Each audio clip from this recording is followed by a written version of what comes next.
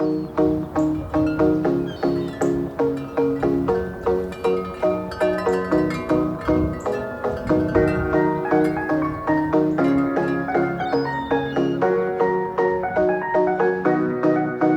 Adriano, gerente de Políticas Públicas e Educação do Sebrae-DF, o Serviço de Apoio às Micro e Pequenas Empresas, está aqui comigo hoje para a gente falar sobre o Movimente, esse importante evento de empreendedorismo feminino, que na verdade é mais do que um evento, né? É uma campanha, que está aí em sua terceira edição?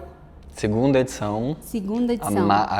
O grande evento de 2026 é a segunda edição, mas nós temos aí mais de 14 eventos nas cidades, que são pequenos eventos que a gente tem feito para poder preparar a cidade para 2026. E Jorge, você está aí na casa, né, no Sebrae, há quase 20 anos. Você participou ativamente da criação do projeto? O que inspirou vocês? Desde que a gente recebeu o desafio de trabalhar com o empreendedorismo feminino como uma pauta de política pública, eu já ocupava essa função.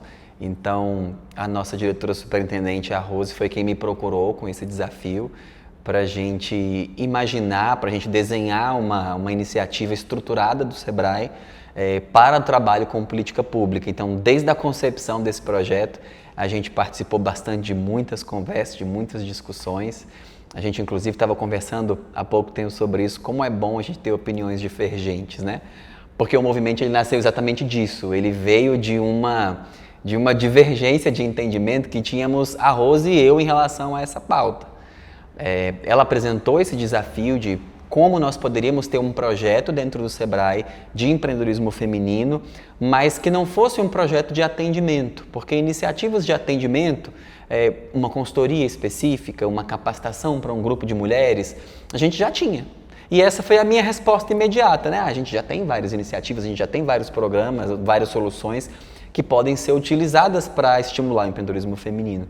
Mas o desafio que ela trouxe é mais do que isso. Não se trata de um projeto de capacitar mulheres. A gente precisa pensar num projeto de consciência social, de política pública, de pensar na cidade de uma forma mais ampla e de como a gente pode facilitar a vida da mulher que quer empreender.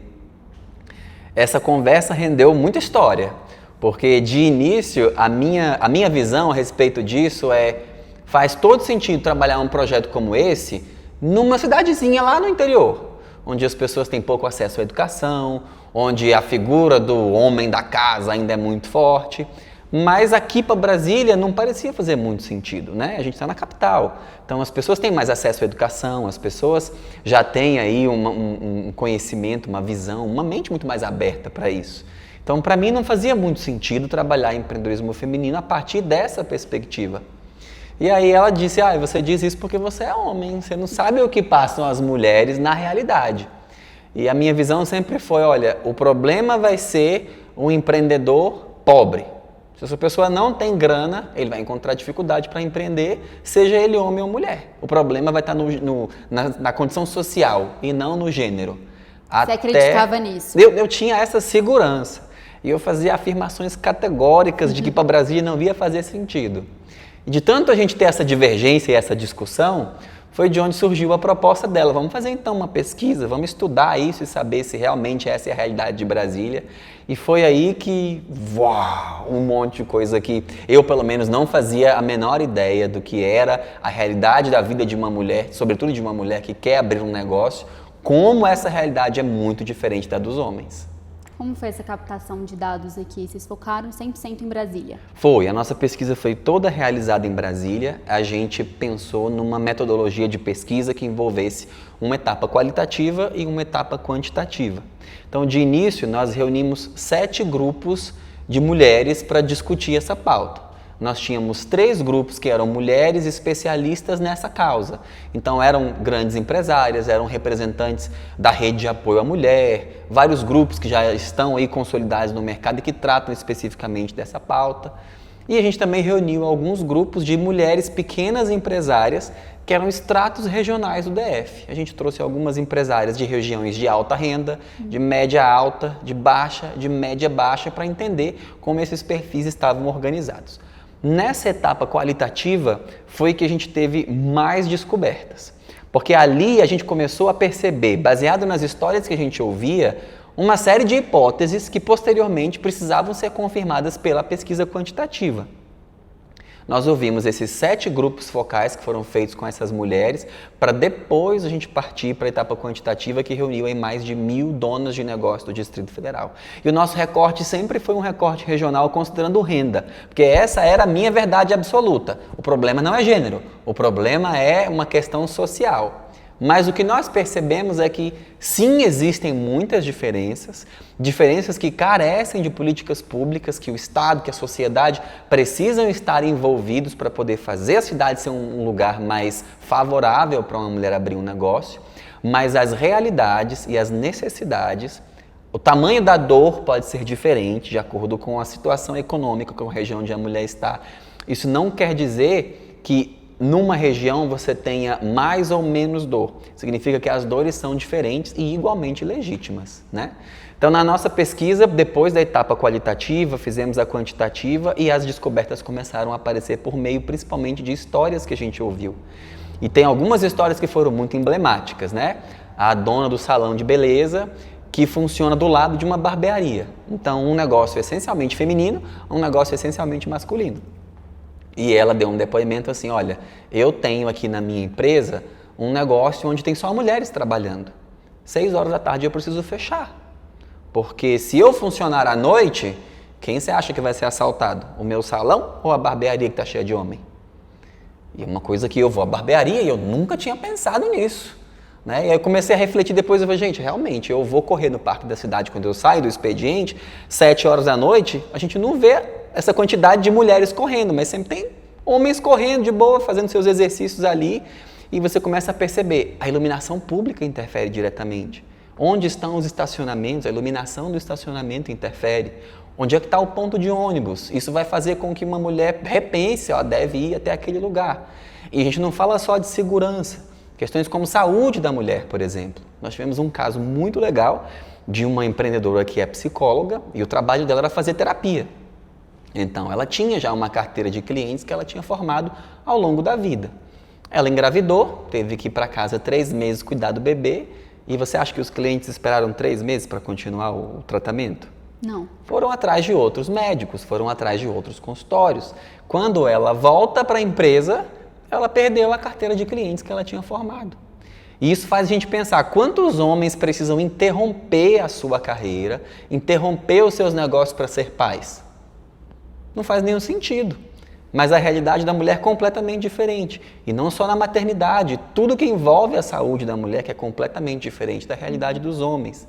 Então, ouvindo todas essas histórias, a gente ouviu empreendedoras que diziam, não consigo contratar mão de obra feminina porque a parada de ônibus perto da empresa não tem um poste. E aí nós começamos a estudar vários outros dados, tem inclusive uma pesquisa que foi produzida pelo Senado que diz que a mulher experimenta a cidade de uma forma muito mais hostil do que os homens. Então, toda essa informação, que eu nunca tive acesso, porque eu nunca vivi isso na pele, mas que as mulheres estão acostumadas a viver, começaram a fazer muito sentido. E ao ouvir essas dores das mulheres, vocês identificaram outros problemas, além da saúde e da segurança pública? O acesso, por exemplo, a crédito, capacitação? Você vê questões, por exemplo, como educação. Hoje a gente tem um sistema público de educação e que todo mundo tem, em tese, esse acesso à educação. Mas a forma como a gente educa, a forma como as famílias tratam os meninos e as meninas, vai ajudar a gente a mudar esse padrão ou a reforçá-lo no futuro. A gente está acostumado a ensinar os meninos a serem corajosos, a serem bravos, a irem atrás do que querem, a serem persistentes, correr riscos. O que a gente ensina para as meninas? A serem mais cuidadosas, mais delicadas, mais meigas, que são as duas competências são igualmente necessárias, mas quando você reforça muito um comportamento, você está educando a sua filha a ser uma pessoa que vai depender de um marido, que vai depender de alguém no futuro. E a mudança desse olhar dentro da educação, dentro da cultura, o papel que a mídia tem nisso, né? E a gente já tem visto hoje uma mudança muito grande em relação à percepção do papel da mulher desde cedo. Mas até onde isso está chegando? Será que isso está se concentrando num pequeno grupo e a gente só está aumentando ainda mais a desigualdade que já é muito grande? Então, a educação é uma pauta essencial, a mídia, a cultura. A gente falou muito sobre sucessão empresarial, de famílias, de pais que têm um negócio, construíram um negócio ao longo da vida, só têm filhas e ficam procurando um sobrinho para passar a empresa, porque não acha que as filhas vão ter condições de tocar o negócio. Então, você percebe que existe muita coisa a se fazer de estrutura social, mas tem modelos mentais que precisam ser repensados. E isso não quer dizer, eu gosto muito de dizer isso por causa da minha experiência. Eu nunca me envolvi numa discussão relacionada à pauta da mulher, não por eu não achar importante, mas é porque é uma coisa delas, sabe? De mulher para mulher, Marisa. É uma coisa delas. E você repara, a maior parte das iniciativas, dos eventos, das ações que envolvem uma pauta feminina, são mulheres falando com mulheres. Só tem mulher. Então você não tem uma participação da sociedade tão grande. Tem um dado da OIT que eu gosto muito de usar. Eles publicaram essa informação de que vai levar 169 anos para a gente ter um ambiente igualitário de trabalho entre homens e mulheres. Se as coisas continuarem como elas estão, né? Se não houver involução. As mulheres, elas já têm trabalhado muito para ocupar esse espaço. Quem consegue apressar esses 169 anos somos nós, homens. Porque é a gente que precisa entender que não se trata de ajudar as mulheres. Elas nem precisam dessa ajuda. O que a gente tem que ter é uma consciência da necessidade de um ambiente de igualdade. Porque mesmo que eu não sofra a sua dor, eu posso ter uma esposa, eu posso ter filhas, eu tenho mãe, eu tenho irmãs. E na hora que a gente sai um pouquinho desse lugar onde a gente se concentra muito no nosso individual e começa a olhar a sociedade de uma forma mais ampla, é assim que a gente começa a garantir que esse ambiente que nós tanto estamos sonhando aconteça. A proposta do movimento, até o momento que nós estávamos trabalhando só com o ambiente Brasília, porque o movimento tem crescido e vai se espalhar, está se espalhando, mas o nosso propósito era transformar Brasília no melhor lugar do Brasil para uma mulher empreender. Capital do empreendedorismo feminino. Sem dúvida, e nós temos toda a condição para isso. Eu gosto muito de dizer que Brasília tem todo o potencial para ser a vitrine de bons projetos para o Brasil. A gente tem a estrutura, a gente tem condição, a gente não tem distâncias como os municípios têm, de um município para outro nos estados, né? A gente tem um governo só, a gente não tem aquela coisa de prefeituras e governo e tal. Então a gente tem condições de ser um laboratório vivo de boas experiências. E eu vejo que a pauta do movimento com o empreendedorismo feminino está surtindo esse efeito. Porque outros estados começaram a tomar conhecimento dessas iniciativas, estão nos procurando para poder ampliar também a pauta e levar essas experiências para lá. O Sebrae serve de exemplo, né? Porque a superintendente é a Rose Rainha, uma mulher que está aí, inclusive, à frente desse projeto tão importante. Você traz esse olhar masculino para o projeto, né? Como que você acha que os homens podem apoiar mais essa causa do empreendedorismo feminino? A minha experiência e a minha percepção assim, da importância de ter mais homens falando sobre isso começou no dia que eu fui gravar uma apresentação no TED e a pauta era o movimento de empreendedorismo feminino. Quando fizeram a divulgação da palestra, uma mulher entrou e fez um comentário assim: vocês não tinham nenhuma mulher para falar de empreendedorismo feminino, tiveram que trazer um homem? Tem essa resistência, né, das participantes também, que acreditam que um evento de empreendedorismo feminino só tem que ter mulher, e não, a gente precisa que a representatividade das mulheres só vai acontecer se forem mulheres falando. E o problema é que, infelizmente, as mulheres não têm ainda essa representatividade. É por ela que a gente está lutando, né? Quando você vai olhar os espaços de governo, você vai olhar os espaços de representação, as lideranças nas empresas, são essencialmente masculinas.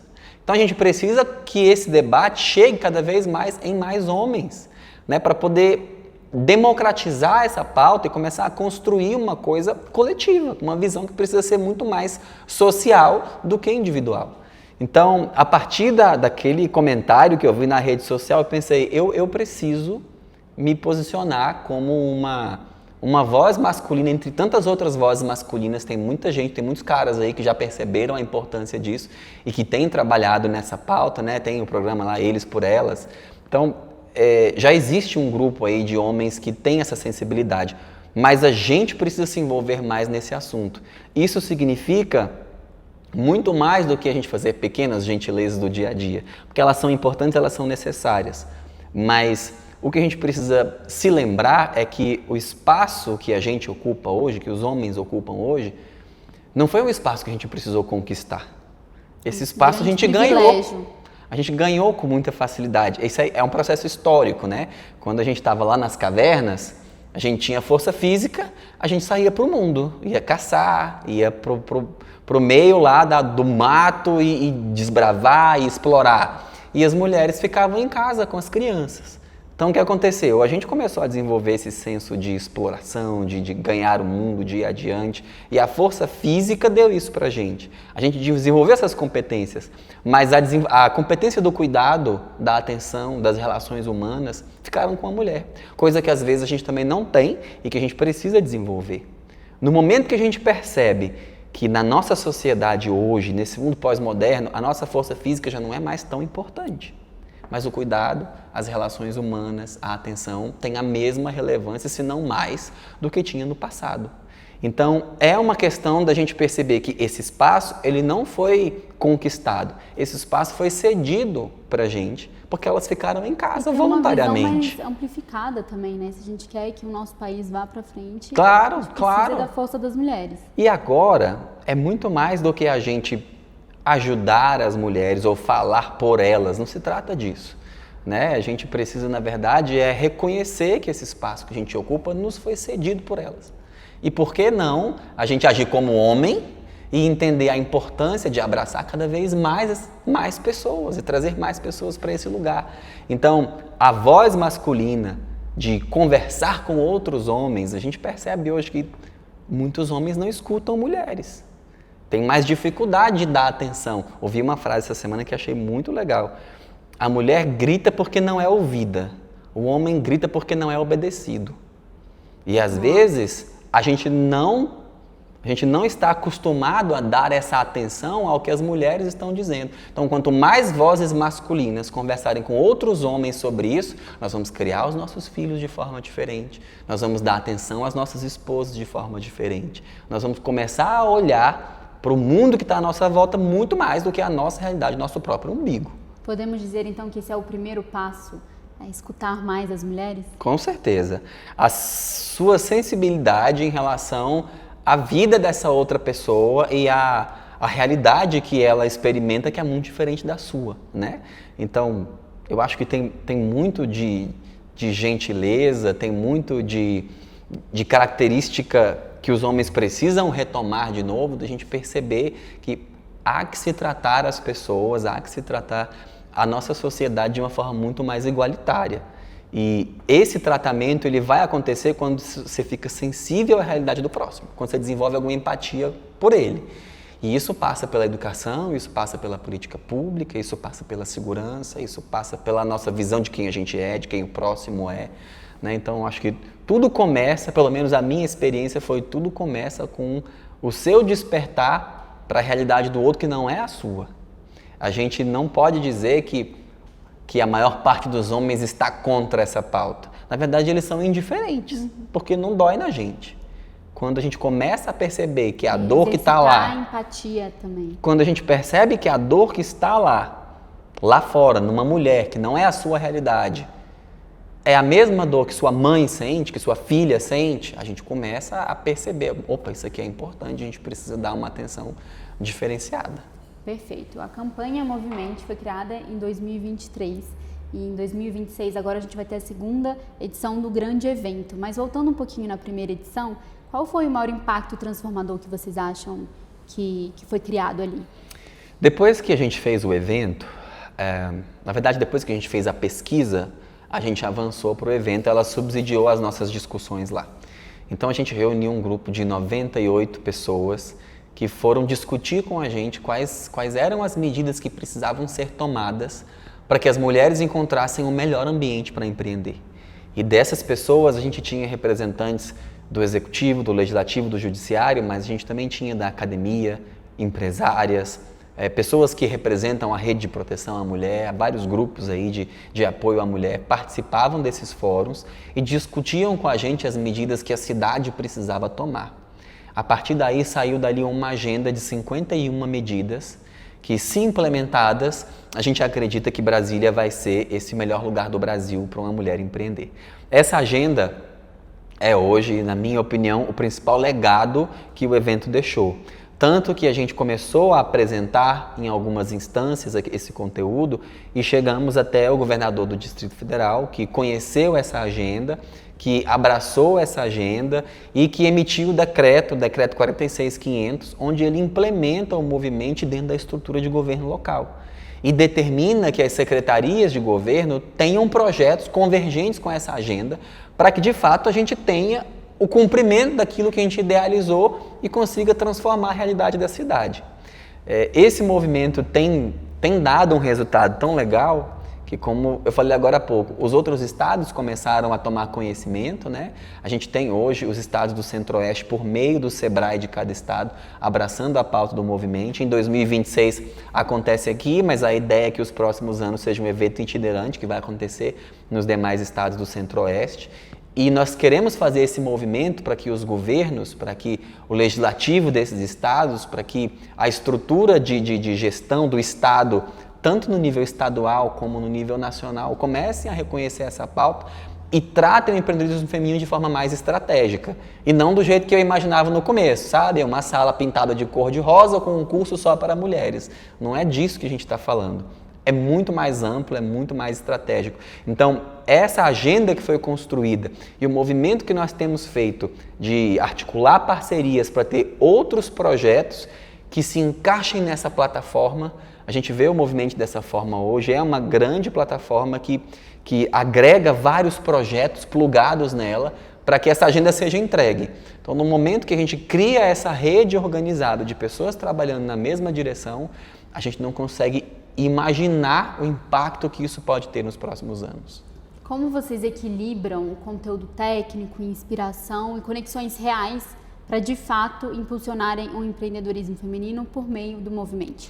A gente tem os nossos próprios dados da pesquisa que a gente levantou, a gente tem uma série de outras pesquisas que são divulgadas na imprensa, na mídia, né? Tem inclusive um instituto que subsidiou muito as nossas análises, que foi o Instituto Patrícia Galvão. É um grupo de jornalistas que publicam dados sobre a mulher no Brasil. Inclusive, um dos dados deles subsidiou meio que a construção do projeto todo. O dado que dizia que 80% das mulheres brasileiras já foram vítimas de algum tipo de violência. Entre violência física, psicológica, patrimonial. Então, 80% é um número muito grande. E dessas mulheres que sofreram esse tipo de violência, 53% delas não denunciam porque elas dependem economicamente do agressor. Então, é o pai, é o padrasto, é o marido. Então, são pessoas que sustentam a casa e faz com que essas mulheres acabem se submetendo a relações abusivas. Como a gente consegue quebrar esse ciclo? Não existe outro caminho que não seja a independência econômica. E você pode ter uma pessoa, né, uma relação abusiva com alguém que bota a comida na mesa e essa pessoa não vai deixar você trabalhar, não vai deixar você conseguir um emprego. Você pode empreender de casa. Você pode começar ali o seu processo de libertação econômica dentro de casa. Por isso a gente gosta de dizer que o empreendedorismo é a melhor e a mais democrática solução para promover essa independência econômica. Então, dados que a gente produz, dados que a gente consegue extrair aí de pesquisas que são disponibilizados o tempo todo, vão acendendo algumas luzes ao longo do caminho para que a gente tenha iniciativas direcionadas que consigam suprir essas lacunas. Eu estive com vocês na primeira edição do evento, foi um evento magnífico, assim, que trouxe realmente conexões reais e pessoas com testemunhos muito impactantes que inspiraram ali todas as mulheres que estavam. E para as mulheres que estão nos assistindo, para quem deseja empreender, qual que você diria que é o primeiro passo assim? Elas podem entrar em contato com o SEBRAE? O SEBRAE ajuda de alguma maneira nesse passo inicial? O que a gente tem falado nas edições do Movimento nas cidades, a gente começa o evento sempre com essa frase. Temos várias pesquisas que apontam as principais dificuldades dos empresários, as principais dores que eles têm e, em geral, a dor que sempre aparece nas primeiras posições é o sentimento de solidão. Porque você, quando é dono de um negócio, você toma as decisões E aí você percebe, poxa, quando eu tinha um chefe, ele dizia o que fazer e eu tinha exatamente a orientação do que fazer. Mas agora que o chefe sou eu, como é que eu tomo essa decisão? Qual é a melhor decisão a tomar? E infelizmente a maior parte dos empresários brasileiros não está tecnicamente apta para ser gestor de um negócio. E aí esse sentimento de solidão está na maior parte dos empresários e das empresárias que estão aqui hoje no Brasil. Então, o que a gente oferece? A gente sempre traz essa proposta de que o empreendedorismo ainda é um caminho difícil e desafiador, mas não é um caminho que precisa ser trilhado sozinho. Então, o que o Sebrae, a forma como o Sebrae quer se posicionar é como o principal parceiro de quem é empresário, de quem quer ter um negócio, de quem já tem um negócio. Então, a gente tem toda essa estrutura técnica para orientar como fazer, como tomar as melhores decisões, seja na parte financeira, seja na parte de pessoas, na parte trabalhista, na parte contábil, na parte de vendas e mercado, na parte de processos, no planejamento. A gente tem uma estrutura super robusta de soluções, uma equipe técnica muito qualificada, um exército de consultores que estão à disposição para ir até a tua empresa e conversar com você pessoalmente sobre o seu caso em específico, de uma forma muito personalizada. Então, quem tem um negócio, quem quer abrir um negócio, a nossa recomendação, a primeira coisa que você precisa fazer é procurar o Sebrae. Aqui você vai conseguir se planejar, aqui você vai conseguir gastar um tempinho de planejamento que no final você vai ver o quanto ele foi importante. E como procurar o Sebrae? A gente tem hoje muitos canais. Nosso principal canal de acesso ao Sebrae são as nossas plataformas digitais. Você consegue encontrar o Sebrae no Instagram, no LinkedIn. A gente também tem o nosso site, www.df.sebrae.com.br. A gente tem também o nosso canal do 0800 570 0800. E a gente também está presente em todas as regiões administrativas do DF, em parceria com as administrações regionais. Então, para quem não sabe, tem um ponto de atendimento bem pertinho de você, aí na administração regional da sua cidade, é a Sala do Empreendedor. Você pode procurar esse espaço, o Sebrae é parceiro desse espaço, e a gente ajuda ali essa equipe da administração, a gente instrumentaliza eles para terem condições de dar as orientações iniciais. E todos aqueles casos que vão ficando mais complexos, a gente consegue atender por todos os nossos espaços de atendimento. Hoje a gente tem a nossa agência de atendimento sede que fica aqui no CIA, nós temos um espaço em Taguatinga, nós temos um espaço na Grande do Torto, que é o Sebrae Lab. Então, a gente quer realmente que você se sinta próximo, que o Sebrae não é uma instituição distante, a gente está aí acessível em todos os canais. Importante saber. E agora, caminhando para o final, a gente quer um spoiler da segunda edição do Movimente, que vai acontecer na Semana da Mulher, né, do Dia Internacional da Mulher, dia 3 e 4 de março do ano que vem. Então, o que você pode contar para a gente? Quais são as expectativas? Eu não quero dar spoiler mesmo, então eu vou dizer sem dizer muita coisa para você ficar bem curioso e não perder a oportunidade de conhecer o nosso espaço e o evento. Esses 2 dias de evento, a gente tem uma programação muito focada na construção e na formação de políticas públicas mais fortes para as mulheres. Mas a gente também tem um espaço de conhecimento. Então a ideia é trazer um seminário, que é um seminário bem amplo, com conteúdo muito voltado para negócios. Homens e mulheres são muito bem-vindas. O nosso seminário vai ter diversas atrações internacionais, inclusive, que eu não vou dizer os nomes aqui para vocês ficarem curiosos. Mas a gente vai ter esse seminário com espaço amplo. O local do nosso evento é o Royal Tulip. Lá a gente tem 2 andares de estrutura. No térreo a gente vai ter então esse seminário com vários conteúdos importantes e relevantes. Vamos falar muito sobre futurologia para negócios, sobre inteligência artificial, sobre a realidade do campo. Então, empresários do agro também vão conseguir se identificar muito com essa pauta. E aí a gente tem um subsolo lá com várias salas temáticas onde nós vamos ter diversas personalidades de política pública, articuladores de política pública, que vão nos ajudar a formar compromissos a serem assumidos no DF, no Centro-Oeste, no restante do Brasil. E nós vamos ter também participação de alguns órgãos internacionais. A gente já tem aí confirmação de parceria com o BRICS, a gente tem confirmação de parceria com a ONU, para trazerem os seus projetos e reforçarem aí as políticas que a gente tem, tanto as que estão em andamento quanto aquelas que a gente entende que são relevantes que sejam implementadas. Uma pauta importante também que nós vamos falar no Movimento de 2026 é que em 2026 nós vamos fazer 20 anos da Lei Maria da Penha. Então a gente deve ter a participação dela lá no nosso evento para a gente celebrar as conquistas, mas para a gente também olhar com um olhar bastante crítico sobre o que ainda está faltando, como nós ainda podemos melhorar em toda uma pauta de proteção à mulher e de disponibilização de caminhos para ela conseguir sua independência, sua autonomia e sua dignidade. E o evento é gratuito, né? Como as pessoas podem se inscrever? 100% gratuito, as inscrições já estão abertas, então quem tiver interessado é só entrar no movimente.df.sebrae.com.br e se inscrever na nossa programação. A gente se vê lá então, dia 3 e 4 de março de 2026, está logo ali. Muito obrigada, Jorge, foi um prazer. Igualmente, a gente está aí à disposição de todos os empresários, empresárias, quem quer abrir um negócio, e a gente quer discutir muito, conversar muito, trocar muita figurinha, porque é nessa multiplicidade de visões e de pensamentos que a gente consegue construir uma cidade e um país muito melhor. Vida longa ao Movimente. Obrigada, até a próxima.